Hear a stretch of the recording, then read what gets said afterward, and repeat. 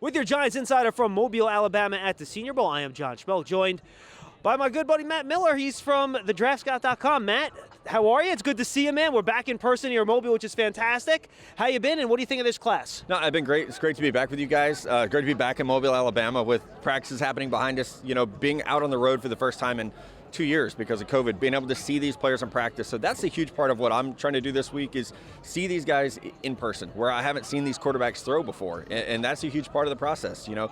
So how do I feel about this draft class? It's a mystery to me in some ways, not to go full Aaron Rodgers on the beautiful mystery of this class, but there's not that star quarterback. There's not the star wide receiver.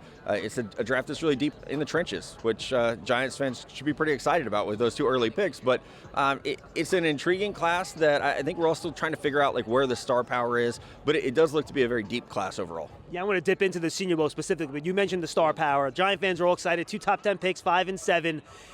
How different right now do you think boards are from team to team in the NFL of what players are even occupying those first 7-10 slots in the draft? Oh, I think very different. And I can tell you, from personal experience, talking to teams, talking to scouts, general managers, coaches, there's not a consensus about that. Even, players who are here, who's the best player in Mobile? Is it one of the corners like Roger McCurry or Darian Kendrick or Devontae Wyatt from Georgia? There's not a consensus about who the top quarterback is. There's not a consensus about the top receiver, edge rusher. There's no consensus this year. And I think some of that does speak to the fact that this is a class where everybody's going to have their different preferences at each position, and I think we'll see that play out when the first round does get here, and that the Giants at 5 and 7 could be in a great spot, that their top player could actually still be on the board at 5, because we'll see what the teams ahead of you guys do. You mentioned that it's pretty deep in the trenches here at the Senior Bowl. Who are some of the guys in those fronts, defensive line, offensive line, that you're keeping an eye on? Yeah, well, I mentioned Devontae Wyatt from Georgia, the defensive tackle, who was a little overshadowed on that Georgia defense, but is a standout player. I think at 6'3", 310, he's expected to run in the 4.7s, which is crazy, right? So he's definitely going to show out here today. On the offensive side of things, I think you look at the tackles, Trevor Penning from Northern Iowa, Bernard Raymond from Central Michigan. Those are 2 very good players who I think both are in my first round right now, and I think they could see that stock really boost here.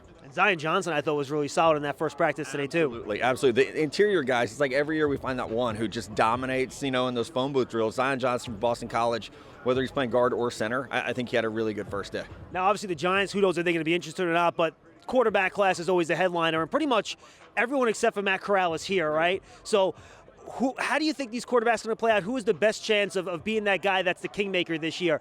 Baker did it here. Daniel Jones did it here. Go down the list. Yeah, well, I think Kenny Pickett has that best chance. The quarterback from Pitt. There's been a lot of controversy about hand size, but we've seen him throw through one practice today. He handled the elements very well. So the hand size concerns I'm not worried about, because I've seen him do it at Pitt, where they don't play in a dome and they don't play in a lot of sunshine, right? So he's done it in the elements, did it today in the wind. So I think he's the quarterback that could really rise. As you mentioned, though, there are 6 very good quarterbacks here. I think it's the deepest quarterback class I've seen in my 12 years of coming to Mobile. There's not that Baker Mayfield, Josh Allen, Daniel Jones, Justin Herbert, but it is a really deep class with the 6 guys who are here.